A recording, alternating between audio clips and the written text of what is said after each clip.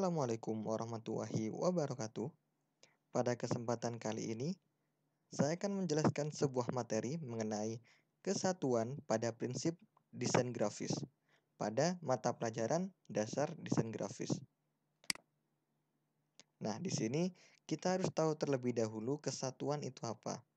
Nah, kesatuan itu merupakan prinsip hubungan jika salah satu atau beberapa unsur rupa mempunyai hubungan warna, raut, arah, dan lain-lain, maka kesatuan telah tercapai.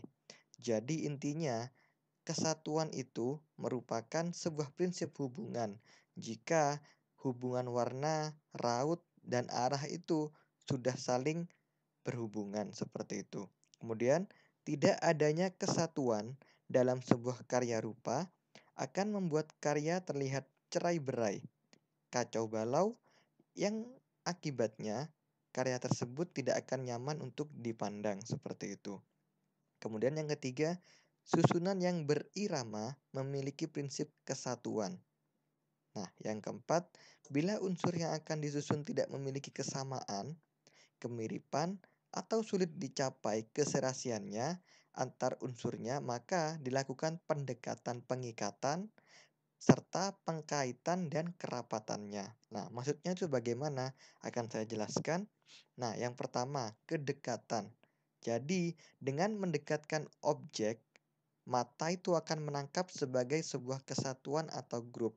Dapat dilihat pada dua gambar di bawah, ini objeknya berdekatan. Maka ini kan disebut dengan kesatuan atau grup, sedangkan dengan ini objeknya berjauhan. Seperti itu. Yang kedua, dengan mendekatkan objek, dapat membentuk objek lain atau objek semu. Nah, bisa dilihat di sini, dengan mendekatkan objek-objek menghasilkan sebuah huruf H, di mana huruf H ini berasal dari foto-foto yang didekatkan.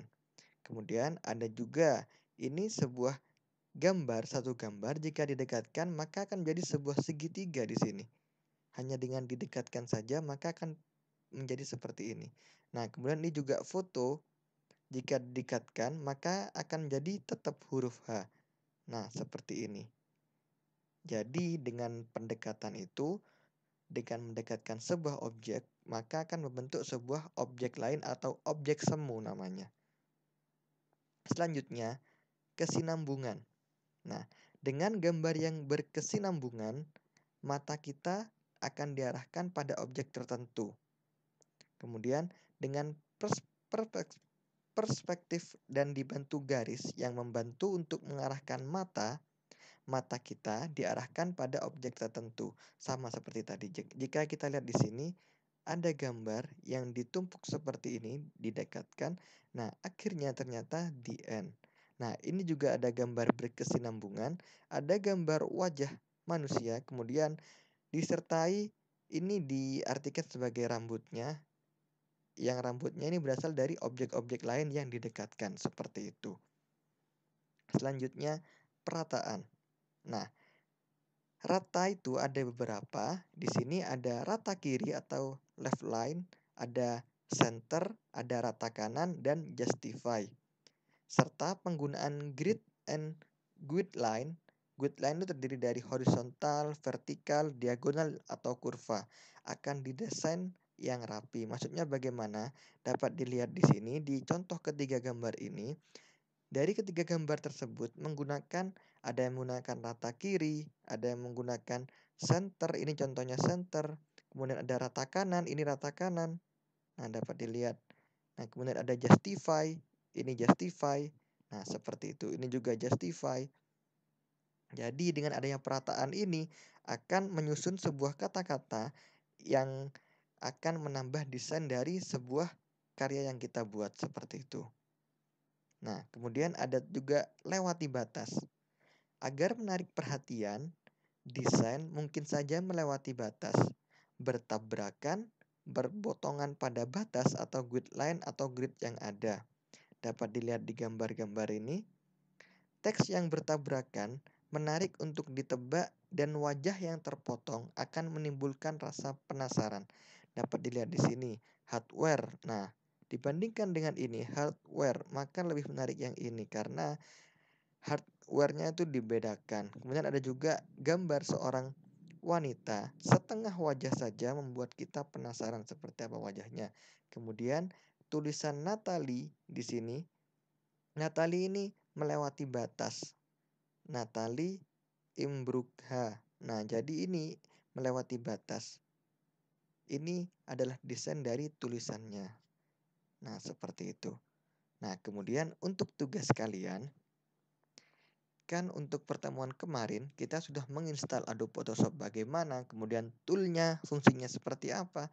Nah, sekarang saya akan berikan sebuah tugas yang mana tugas ini berhubungan dengan kesatuan, kesinambungan, dan lain-lain. Jadi, silahkan kalian buatlah sebuah karya yang mana karya tersebut contohnya seperti ini. Misalkan ada orang, ada gambar wajah manusia, kemudian terserah kalian mau rambutnya dari apa dan seterusnya. Intinya menggabungkan banyak objek pada Adobe Photoshop. Nah, bisa dilihat di sini juga. Ini ada background. Background misalkan di sini background pemandangan alam. Kemudian kalian sudah tahu caranya mengcrop wajah kalian, tubuh kalian agar terlihat bagus. Nah, bisa ditaruh di sini. Disandingkan dengan artis kesukaan kalian, terserah. Kemudian disandingkan dengan sepeda, boleh. Kemudian dikasih matahari dan seterusnya. Silahkan dikerjakan sebaik mungkin. Saya ingin tahu bagaimana perkembangan kalian pada aplikasi Adobe Photoshop ini. Pengumpulannya silahkan nanti dikumpulkan di Google Classroom. Yang dikumpulkan ada 2 file. File yang pertama adalah hasil gambar kalian, hasil editan gambar kalian. File yang kedua adalah silahkan project kalian, project Photoshop itu silahkan diupload juga. Jadi ada 2 file yang dikumpulkan. Yang pertama adalah hasilnya, yang kedua adalah projectnya itu. Waktu ngedit di Adobe Photoshop seperti itu. Jika ada yang ditanyakan atau masih kurang paham atas penjelasan saya, silahkan hubungi saya di Google Classroom atau sertakan komentar kalian di komentar YouTube. Terima kasih atas perhatiannya. Assalamualaikum warahmatullahi wabarakatuh.